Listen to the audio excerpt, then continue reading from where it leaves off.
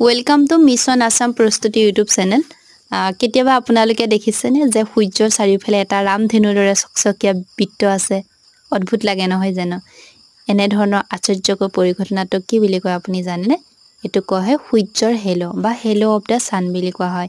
ই কেৱল এটা সৌন্দৰ্যই নহয়, ইয়াৰ পিছত এটা সম্পূৰ্ণ বৈজ্ঞানিক কাহিনী আছে। তো জানো আহক কাহিনীটো কি। এনে ধৰণৰ সূৰ্য আভা বা সান হেলো হৈছে সূৰ্যৰ চাৰিওফালে দেখা পোৱা এটা জ্যোতিষ্ক বৃত্ত, যি সাধাৰণতে 22 ডিগ্ৰী দূৰত্বত গঠিত হয়।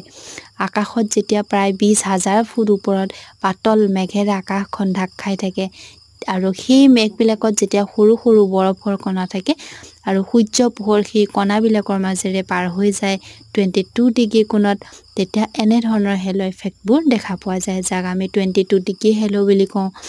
আৰু এনে ধৰণৰ পৰিঘটনাবোৰ ৰিফ্ৰেকশ্যন বা ডিসপাৰচনৰ কাৰণে হয়। কেতিয়া আমি এনে ধৰণৰ পৰিঘটনা দেখো? যেতিয়া গৰমৰ দিন আহে বা বৰষুণ অহাৰ পূৰ্বে এনে ধৰণৰ পৰিঘটনাবোৰ দেখাৰ সম্ভাৱনা থাকে। কিন্তু আকাশত যেতিয়া চিৰ' ষ্টাৰ্টাছ নামৰ মেঘ থাকে, তেতিয়াহে এই পৰিঘটনাবোৰ দেখা পোৱা সম্ভাৱনা থাকে।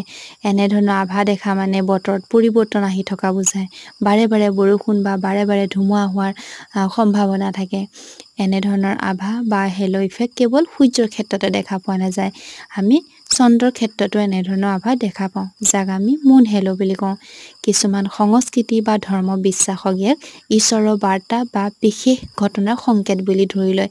তো আপোনালোকেও তেনেধৰণে ভাবে নেকি? জনাবচোন কমেণ্ট ছেকশ্যনত। কিন্তু আপোনালোকে জানেনে, বিজ্ঞানৰ ভাষাত ইয়াক এটা অপটিকেল ফেন'মেনন বুলি কোৱা হয়। এনে ধৰণৰ আভা দেখিলে আপোনালোক উত্তেজিত হ'ব পাৰে, কিন্তু প্ৰকৃতিৰ এনে ধৰণৰ অপূৰ্ব সৌন্দৰ্য সদায় আমি সুৰক্ষাৰে উপভোগ কৰিব লাগে। সেয়েহে সদায় চশমা ব্যৱহাৰ কৰিব।